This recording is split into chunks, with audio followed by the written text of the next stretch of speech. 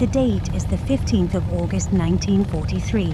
On the shimmering horizon of the Iranian border, the silent frontier is about to break. Over 100 Soviet T-34 tanks sit idling, a vibrating wall of steel and diesel exhaust that smells of 20th century ambition. Inside the lead tank, the commander grips his headset. Stalin's voice, distorted by the Ford's active electronic jamming, but carrying the weight of a death sentence, crackles through the static. Advance. Te Amerikans are bluffing. Te do not have te stomach to kill Amelie. Te jara fleet of magicians, not executioners. Move trouw te line. The commander drops back into the dark, oily crampedness of his hatch. The lead T-34's engine roars, belching a thick plume of black smoke that clogs the desert air. The column begins to roll, the clanking of iron treads crossing the invisible line Burke drew in the sand. 30,000 feet above the dust, a sleek, windowless aircraft circles in a slow, predatory orbit. This is the YAL-1 airborne laser platform, modified with 2026 optics.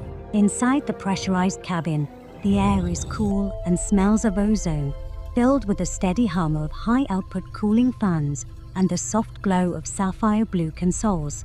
A young operator moves a trackball with the clinical precision of a surgeon. On her screen, the lead Soviet tank is locked in a pulsing thermal orange box.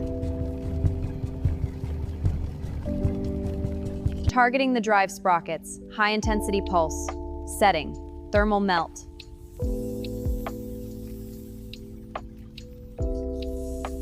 On the desert floor, there is no explosion, no cinematic fireball, but suddenly, the steel treads of the lead T-34 begin to glow with a blinding, white-hot intensity. Within seconds, the hardened armor-grade steel turns to liquid slag, dripping onto the sand like wax from a candle. The tank's engine screams, the gears grinding in a terminal mechanical agony. But the tracks have been fused into a solid, useless lump of iron. The beam sweeps down the line with invisible, terrifying speed. Zip, zip, zip. One by one, every tank in the column grinds to a halt. Soldiers scramble out of the hatches, screaming in a mix of confusion and religious terror as they watch their invincible war machines literally melt at the joints. In 5 minutes, a division of the Red Army has been transformed into a 3-mile graveyard of immobile scrap metal.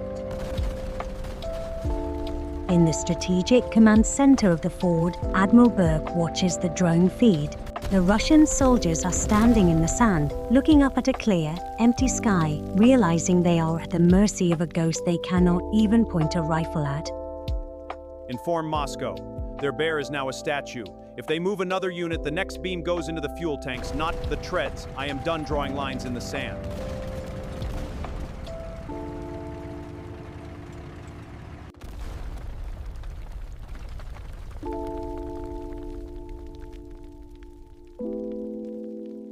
What am I missing, Reed? Japan? We thought the Midway Treaty broke them. We thought they lost their carriers yet again. But the I-4 aircraft carriers, our 2026 records say they weren't finished until late 44. But this timeline is bleeding, Admiral. History is moving faster than the books. Something just pinged our passive sonar. It's huge, displacing more water than a battleship, and it's moving directly toward the Ford's home sector. Beneath the rolling waves of the Philippine Sea, in the crushing, lightless silence of the abyss, a massive silhouette emerges from the darkness. It is the I-401. At over 400 feet long, it is a monster of 1940s engineering, the only thing in this era that could truly be called a Titan. The Americans have forgotten the tiger while they watch the bear. They think their invisible arrows protect them from the sky. They do not expect the sting from the deep. Inside the command deck, the air is thick with the scent of damp wool and burning candles flickering before a small Shinto shrine. Captain Arazumi stands with his Hochimoki headband tied tight, his eyes filled with the cold, hollow light of the kamikaze.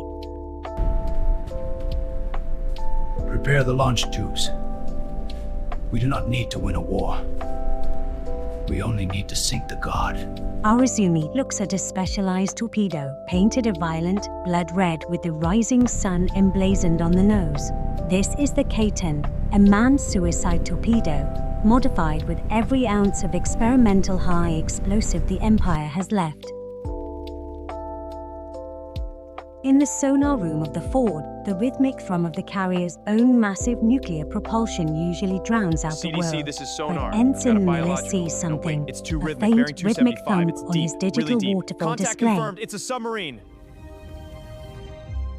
CDC, this is sonar. I've got a biological. No, wait. It's too rhythmic. Bearing 275. It's deep, really deep. Contact confirmed. It's a submarine. Admiral, it's not a ship. It's a door opening. Multiple doors. Underwater. They're launching, sir. Torpedoes in the water. High-speed signatures.